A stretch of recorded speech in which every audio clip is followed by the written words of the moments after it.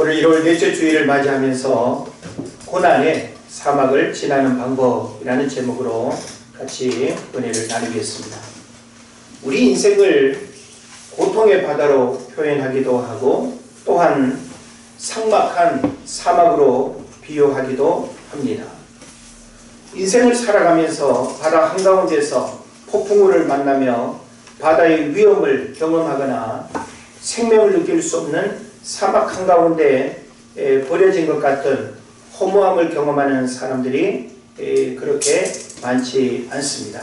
그러나 지금 우리는 코로나 시대를 살아가면서 전대미문의 어려움을 겪으면서 바다 한가운데 그리고 사막 한가운데 던져진 것 같은 절체절명의 위기감을 느끼며 살아가고 있습니다. 현실의 불만족 그리고 내일에 대한 절망, 우리가 희망을 가질 수 없는 이 현실 앞에서 점점 더 이렇게 우리의 삶을 고통스럽게 목죄어오는 이런 현실의 삶이 어찌 보면 갈증을 느끼며 고통스러워하는 사막 한가운데 놓여 있는 것과 같은 그런 이제 모습을 우리가 생각할 수 있습니다. 그래서 오늘 본문은 이런 사막 한가운데 처해 있는 것 같은 그런 상황을 그대로 이렇게 묘사하고 있습니다. 4절 5절 말씀을 보면 그들이 광야 사막 길에서 방황하며 거주할 성읍을 찾지 못하고 줄이고 목이 말라 그들의 영혼이 그들 안에서 피곤하였도다. 아멘. 예. 지금 우리가 살고 있는 이 현실의 모습이 지금 이 4, 5절과 거의 흡사하다고 볼 수 있습니다. 그들이 광야 사막길에서 방황하며 거주할 성읍을 찾지 못하고 이게 바로 오늘 우리의 모습 아닙니까? 그리고 줄이고 목이 말라 그들의 영혼이 그들 안에서 피곤하였도다. 참으로 고통스러운 어떤 현실을 우리가 살아가고 있는데 바로 지금 우리가 살고 있는 이 현실을 우리가 달리 표현한다면 바로 고난의 사막을 건너는 것과 같다라고 하는 사실이죠. 자, 고난의 사막을 지나고 있는 우리들 어떻게 살아야 될까요? 그냥 버티면 되나요? 아니면 그 고난의 사막을 어떻게 피할 수 있을까요? 지금 우리는 그 고난의 사막을 일순간에 벗어날 수 있는 어떤 방법도 없습니다. 반드시 우리는 이 사막이라고 하는 이 고난을 이겨내야 하는데 끝이 보이지 않는 이 현실 속에서 어떻게 살아야 될까라고 하는 깊은 고민이 바로 우리 모두의 현실적인 문제인 것이죠. 자, 제가 얼마 전에 한 권의 책을 보게 됐는데 그 책 제목이 뭔가 하면 사막을 건너는 6가지 방법입니다. 실제 어떤 여행가가 유럽의 휘황찬란한 문화유적지를 이렇게 돌아보면서 이제 아프리카를 여행하게 되었는데 아프리카 여행을 하게 될 때 사하라 사막을 지나가는 그런 이제 계획을 세우고 아주 겁도 없이 사하라 사막을 이제 진입하게 되는 겁니다. 그래서 이 사하라 사막을 건너면서 그 얼마나 뜻하지 않은 고난과 어려움을 겪었겠습니까? 그리고 그 사하라 사막을 극적으로 이렇게 건넌 이후에 사막을 건너는 6가지 방법이 있더라라고 하는 것을 실제 자신의 그 체험을 통해서 우리에게 이야기를 주고 있는 것입니다. 스티브 도나휴라고 하는 사람이 이 책을 썼는데 그 부제가 뭔가 하면 사막의 모래폭풍 속에서 길을 잃어버린 당신에게 나침반과 같은 책 이렇게 되어 있고요. 또 죽음의 땅 사라에서 길을 찾아 헤매며 터득한 인생이라는 사막을 건너는 방법 이렇게 부제가 되어 있습니다. 그래서 어찌 보면 지금 우리가 겪고 있는 이 현실이 고난의 사막과 같다라고 하는 생각을 해본다면 이 인생의 사막을 실제 경험한 사람을 통해서 우리가 배울 수 있는 교훈이 있지 않겠는가. 그래서 궁금증을 가지고 이런 책을 들여다보고 싶은 마음을 갖게 될 것입니다. 자, 이 사하라 사막은 10개가 넘는 나라에 이어져 있고 그 면적은 미국의 땅 크기만 합니다. 그러니까 이 사하라 사막이라고 하는 것이 굉장히 넓은 면적, 그리고 10개의 나라가 다 이렇게 연결되어 있는 그런 그 사막이 되는 겁니다. 자, 여러분은 산과 사막이라는 장애물을 만난다면 어느 쪽을 선택하겠습니까? 예, 둘 다 선택하지 않겠다라고 하는 여러분 내면의 답을 제가 듣습니다. 자, 누구도 장애물을 만나기를 원하는 사람은 아무도 없습니다. 그런데 산과 같은 장애물이 있고 사막과 같은 장애물이 있습니다. 그 두 장애물은 사람에게 주는 고통과 그리고 과정이 달라요. 그러면 우리가 이 두 장애물 가운데 어떤 장애물을 선택하는 게 현명할까 하는 생각을 우리 잠시 해볼 수 있겠죠. 직장을 옮기는 것은 산입니다. 직업을 완전히 바꾸는 것은 사막입니다. 다르죠? 아이를 낳는 것은 산입니다. 하지만 아이를 키우는 것은 사막입니다. 꿈에 그리던 집을 짓는 것은 산입니다. 이혼으로 그 꿈같은 집을 잃게 되는 것은 사막입니다. 암을 이겨내는 것은 에베레스트 산의 정상을 오른 것과 같습니다. 하지만 만성질환이나 불치병을 안고 사는 것은 사하라 사막을 건너는 것과 같습니다. 이렇게 비교해 볼 수 있겠죠. 이런 차이점이 있습니다. 여러분이 지금 겪고 있는 개인적인 인생의 고난을 산으로 비유할 수도 있고 사막으로 비유할 수도 있습니다. 우리 모두가 지금 공통적으로 겪고 있는 이 코로나 상황은 어찌 보면 산일 수도 있고 사막일 수도 있는데, 오늘 저는 여러분과 함께 지금 코로나 시대를 살아가는 이 상황은 사막을 건너는 것과 같아 라고 이렇게 우리가 좀 전제하면서 말씀을 경청했으면 좋겠습니다.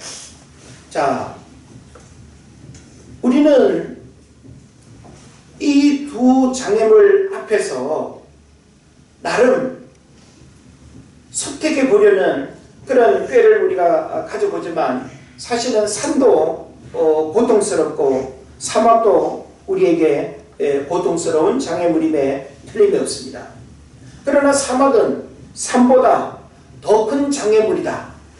더 큰 고난과 인내를 필요로 하고, 그리고 더 고통스러운 괴로움을 느끼게 되는 것이 산보다는 사막이라고 하는 장애물이 된다는 것을 이해해야 됩니다. 그래서 이 저자인 스티브 도나휴가 자신의 경험을 통해서 고난의 사막을 지나는 우리에게 그 6가지의 방법을 우리에게 다 알려주고 있어요. 그래서 그 6가지의 방법은 그대로 우리가 그렇게 행하는 것이 아니라 그 6가지의 방법은 우리 삶에 응용되어져야 됩니다. 그 6가지의 방법은 우리 삶에 하나의 원리로 적용되어져야 되는 것이지 그대로 그렇게 할 수 있는 것은 아니에요. 그런 면에서 실제 우리가 사하라 사막을 건너는 것은 아닙니다. 그러나 우리가 지금 고난을 겪고 있는 이 현실이 그 사막과 같다라고 할 때 사막을 건너는 방법이 있더라라고 하는 것이죠. 그렇다면 우리가 지금 고통스러운 현실 속에 살아가고 있다 할지라도 사막을 건너는 방법이 그 원리를 통해서 오늘 본문의 말씀을 통해서 우리에게 깨닫게 한다는 것입니다. 저는 이 6가지 방법을 여러분에게 다 알려드리고 싶지 않습니다. 왜? 제가 책을 읽었는데 다 알려드리면 읽은 사람이나 안 읽은 사람이나 똑같잖아요. 그죠? 예, 그래서 제가 3가지의 방법만 알려드리고 나머지는 궁금하시면 책을 읽으시기를 바랍니다. 뭐 제가 3가지를 선택한 이유는 나머지 3가지를 말하지 않아도 그 3가지가 가장 중요한 고난의 사막을 건너는 방법이 되기 때문에 제가 여러분에게 충분히 여러분이 손해가지 않도록 제가 말씀을 드립니다. 자, 이 책에서 우리에게 사막을 건너는 여러 가지 방법을 제시하는데 그 방법 하나하나가 우리에게 하나의 원리로서 우리가 지금 이 고난의 사막을 건너는 이 현실에 있어서 아주 중요한 원리가 된다라고 하는 것을 우리가 깨달았으면 좋겠습니다. 자, 그 첫 번째가 뭔가 하면 지도를 따라가지 말고 나침반을 따라가라 라고 하는 거예요. 네. 이쯤 한번 따라하시면 좋겠죠?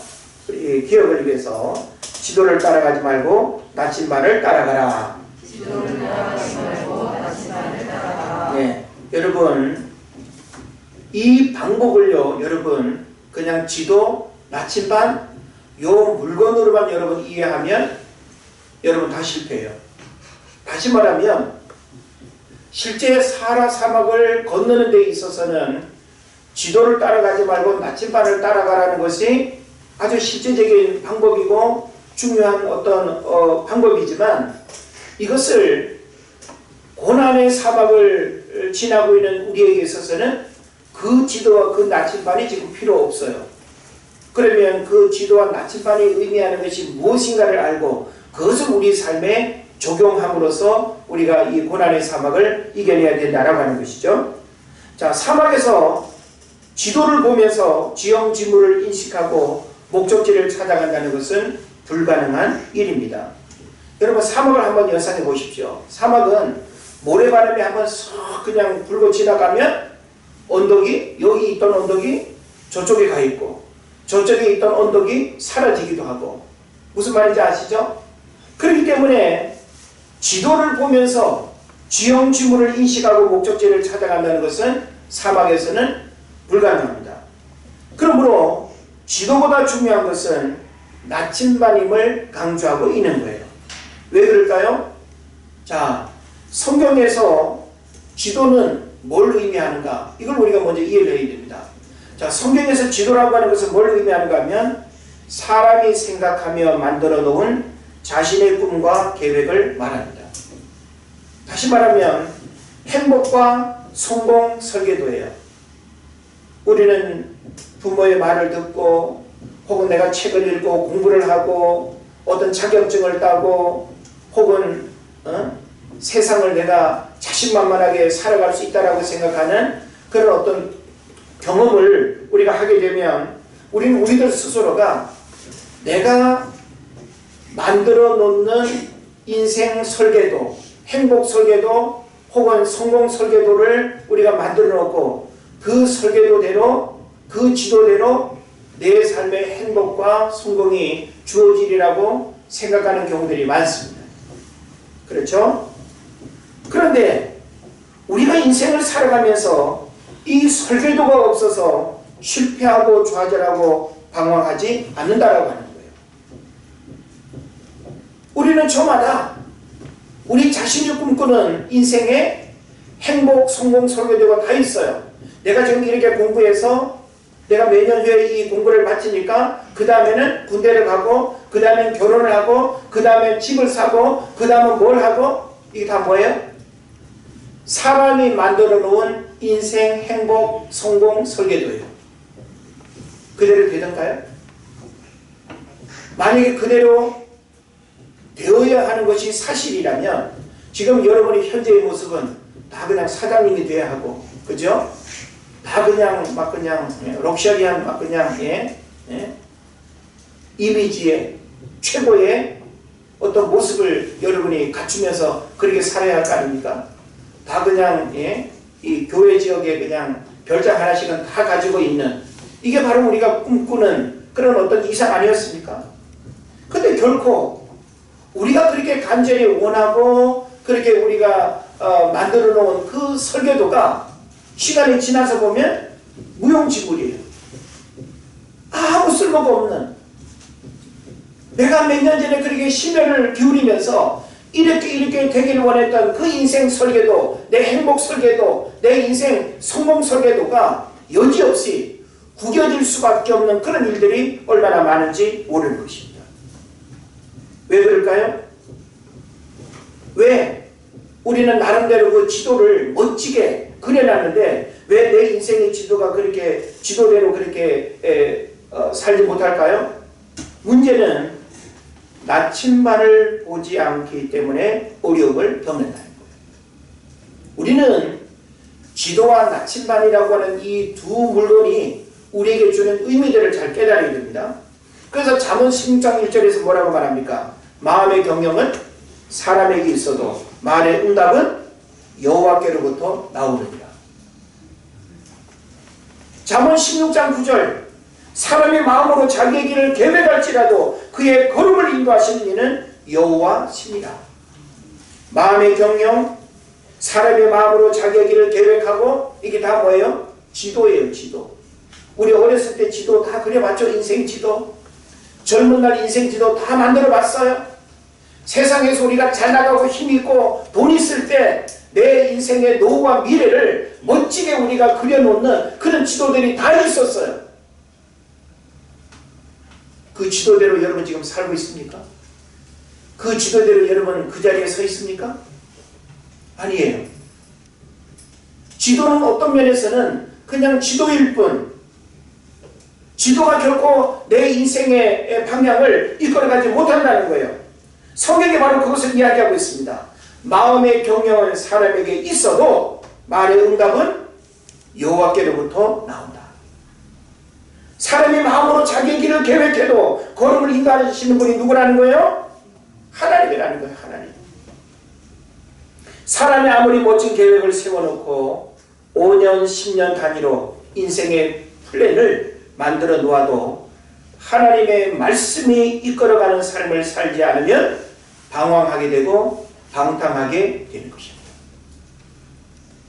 하나님의 말씀이 우리 마음과 생각도 주장해야 되지만 우리의 손과 발을 하나님의 말씀이 우리를 이끌어가야 되고 우리의 모든 계획도 우리가 그려놓은 그 지도가 이루어지는 것도 누구에 의해서? 하나님에 의해서 하나님의 말씀이 우리의 삶을 그렇게 이끌어가게 해야 된다라고 하는 것입니다. 그래서 지도에서 빨리 나침반을 보는 사람이 고난의 사막을 이겨내고 믿음의 승리자가 되는 것입니다. 나침반은 인생의 방향을 변함없이 잡아주는 말씀입니다. 하나님에 대해서 답을 찾는 것이 나침반인 거예요. 예? 어디에서? 말씀에서 하나님에게서 인생의 답을 찾는 것이 바로 나침반이라는 거예요. 여러분 평상시에 나침반이라고 하는 물건을 일상의 생활용품으로 안 갖고 다니시죠? 그죠? 여러분 주머니에 나침반 갖고 다니시는 분 계세요? 왜 갖고 다니시죠? 아무 쓸모가 없어요. 아니 나침반 가지고 우리가 지금 집을 못 찾아갑니까? 회사를 못 찾아갑니까? 회사에서 집으로 못 돌아옵니까? 나침반이 아무 쓸모가 없어요. 도심에서. 그죠? 그런데 우리 인생의 이 나침반은 바로 하나님의 말씀이 된다는 사실을 여러분 깨달아야 됩니다. 그래서 오늘 본문 6절 8절에서 뭐라고 말합니까? 이에 그들이 근심 중에, 여기서 이에 그들이 근심 중이라고 하는 말은 뭐예요? 고난의 사막을 건너가는 우리 인생들이 어떻게 한다는 거예요?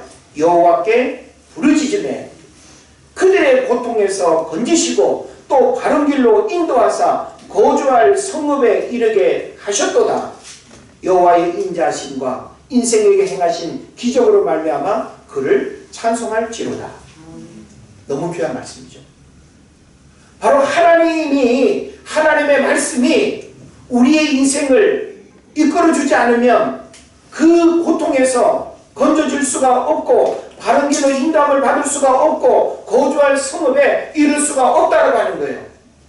오늘 본문의 말씀이 그것을 정확하게 이야기하고 있습니다.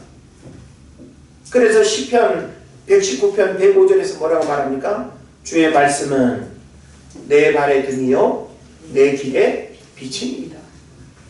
여러분 익숙한 말씀을 아무 의미 없이 그냥 입으로만 고백하면 곤란해요. 시편 119편 175절까지 있는 이 성경에서 가장 긴 장, 이 시편 119편은 말씀장이에요. 저는 이 시편 119편을 참 사랑합니다. 다 외울 수만 있다면 외우면 참 좋겠어요. 여러분 매일매일 반복해서 읽어야 할 장이 바로 시편 119편이에요.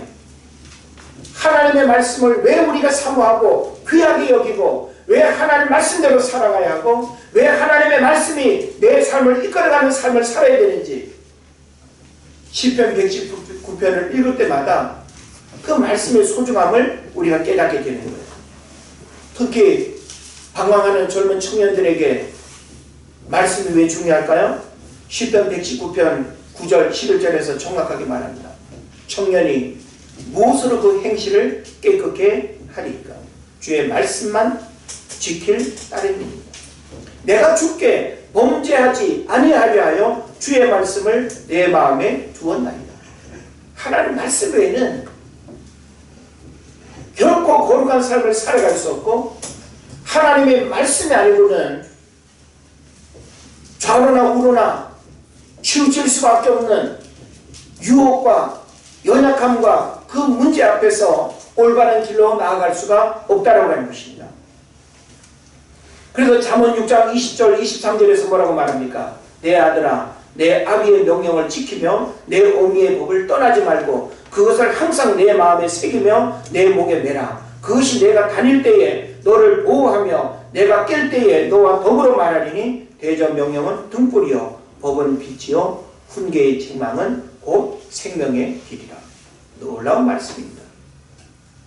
하나님의 말씀을 절대 가볍게 여기면 안 됩니다.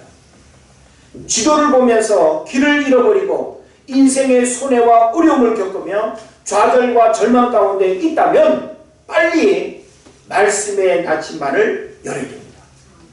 하나님의 말씀은 길 잃고 방황하는 인생들에게 어디로 가야 하는지, 무엇을 해야 되는지, 무엇이 의미 있는 삶인지 이것을 정확하게 알려주는 것이 바로 나침반 하나님의 말씀입니다. 말씀은 문제의 답을 찾게 할 뿐만 아니라 허우적거리는 인생길을 바른 길로 안내할 것입니다. 군에서도 독도법이라고 하는 걸 배웁니다. 독도법. 독도법은 뭔가 하면 독도를 찾아가는 법을 독도법이라고 하는 것이 아니라 혼자 길을 찾아가는 법. 이게 독도법이에요. 그러면 지도하고 나침반 딱 두 가지만 줍니다. 깊은 산 중에 동서남북을 알 수 없는 그런 적지에 내가 떨어졌어요. 그럼 내가 아군이 있는 쪽으로 돌아가야 되잖아요. 어떻게 올 수 있겠어요? 지도 하나만으로 안 돼요. 나침반을 보고 나침반의 좌표를 읽을 줄 알고 그리고 아군이 있는 그 위치로 돌아오는 그 방법을 배우는 게 독도법이에요. 사실 우리 일반 민간인들은 그런 독도법을 익힐 이유가 전혀 없죠. 군에서도 이 독도법이라고 해서 나침반 하나로 적지에서 길을 잃었을 때 아군의 진주로 돌아오는 훈련을 합니다. 말씀 속에서 인생의 좌표를 발견하고 흔들림 없는 여정을 걸어갈 수 있기를 바랍니다.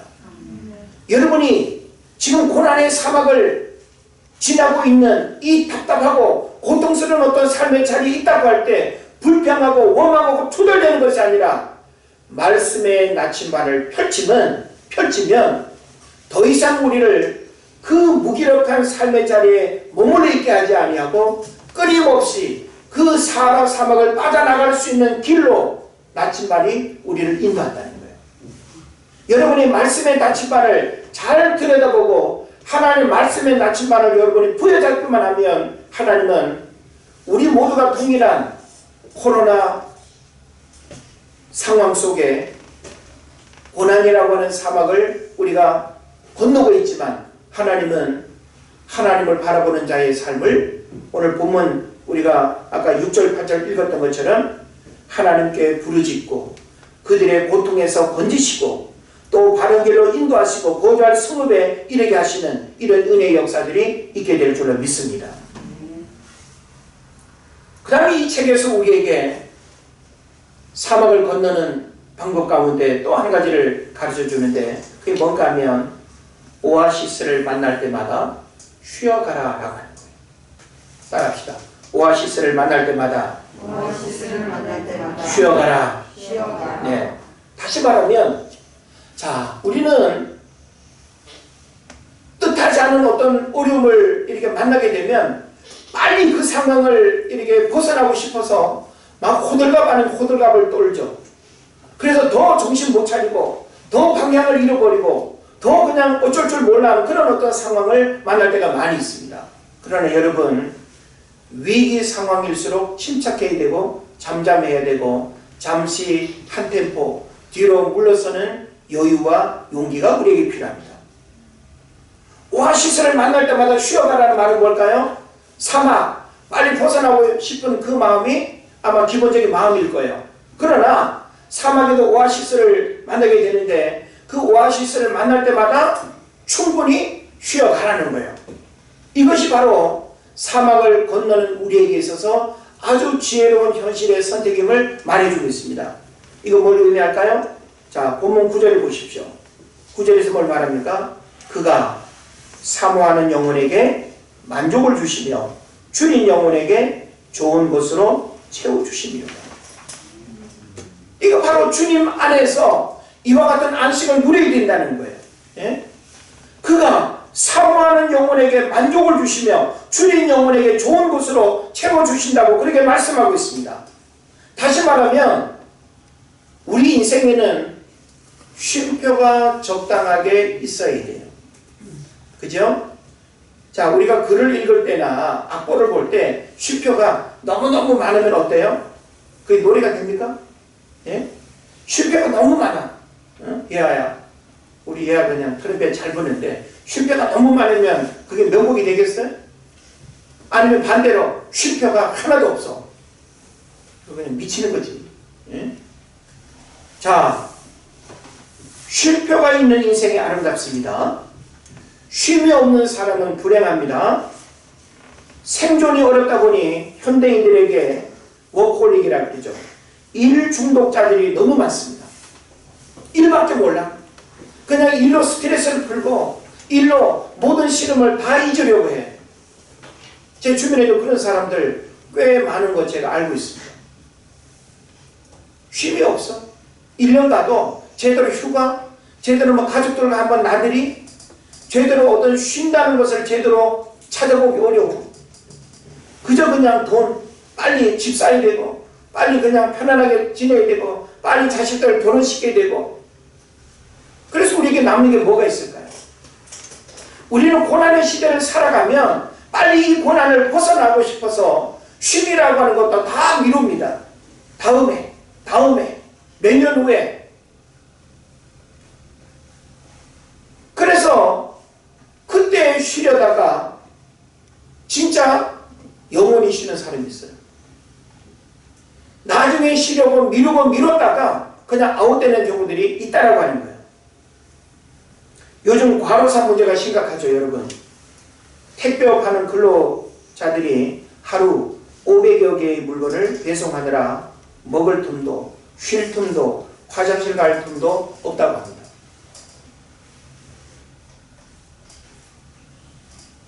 택배 주문 많이 하는 분들 회개해야 됩니다. 악보에도 쉼표가 없는 곡을 연주한다면 결코 명곡이 될 수 없습니다.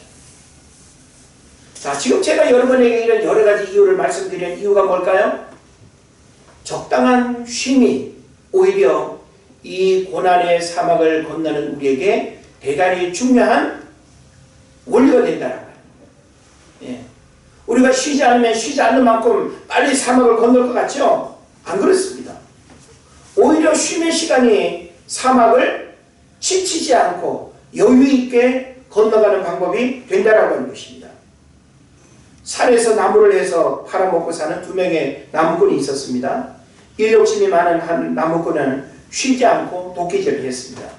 다른 한 명은 1시간 도끼질을 하고 쉬면서 도끼날을 갈고 또 일을 했습니다. 하루 일의 시간은 같았지만 결과는 달랐습니다. 쉬면서 도끼날을 간 나무꾼이 더 많은 나무를 했습니다. 우리는 쉬지 않고 일하면 돈 많이 벌고, 쉬지 않고 일하면 내 미래가 보장된다고 생각하지만 오히려 하나를 얻으려다가 더 소중한 것을 잃어버리게 된다는 것을 여러분 알아야 됩니다. 여러분, 우리에게 일은 중요합니다. 그러나 일보다 더 중요한 것을 잃어버리면서 일하는 것은 창조 질서를 거역하는 것입니다. 왜 주일이 있습니까? 왜 하나님이 안식하셨습니까? 그리고 왜 우리에게 안식을 요구하실까요? 한국 초대교회 성도들은 주일날 철저히 쉬었습니다. 주인이 쉬면 쟁기제라는 짐승도 함께 쉬었어요. 내가 쉬는데 이웃집이 짐승을 빌려달라고 해도 안 빌려줬어요. 주인이 쉬면 그 짐승도 같이 쉬는 거예요. 우리가 사업을 하면 남은 교회 달라고 하면 그게 쉬는 게 아니고 사업장도 같이 쉬는 게 진짜 안식이에요.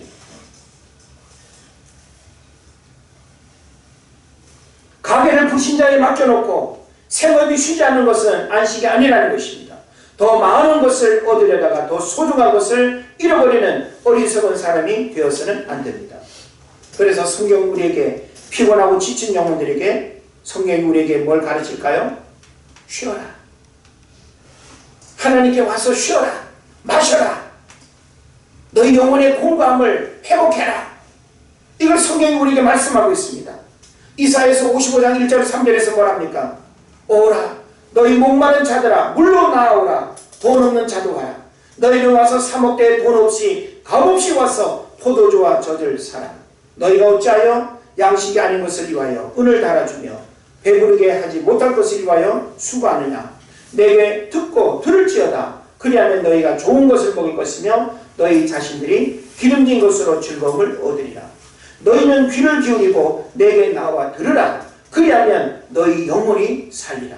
내가 너희를 위하여 영원한 언약을 맺으리니 곧 다윗에게 허락한 확실한 은혜이니라.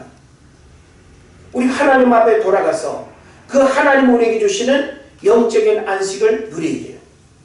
쉼이 없는, 다시 말하면 하나님 안에서 쉼의 시간을 갖지 못하는 사람이 가장 불쌍한 거예요. 그래서 이사야서 55장 6절로 8절에서 뭐라고 말합니까? 너희는 여호와를 만날 만한 때에 찾으라. 가까이 계실 때에 그를 부르라.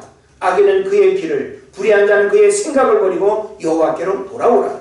그리하면 그가 긍휼히 여기시리라. 우리 하나님께로 돌아오라. 그가 너그럽게 용서하시리라. 이는 내 생각이 너희의 생각과 다르며 내 길은 너희의 길과 다름이니라. 여호와의 말씀이니라. 하나님이 저와 여러분을 초청하세요. 쉬어라.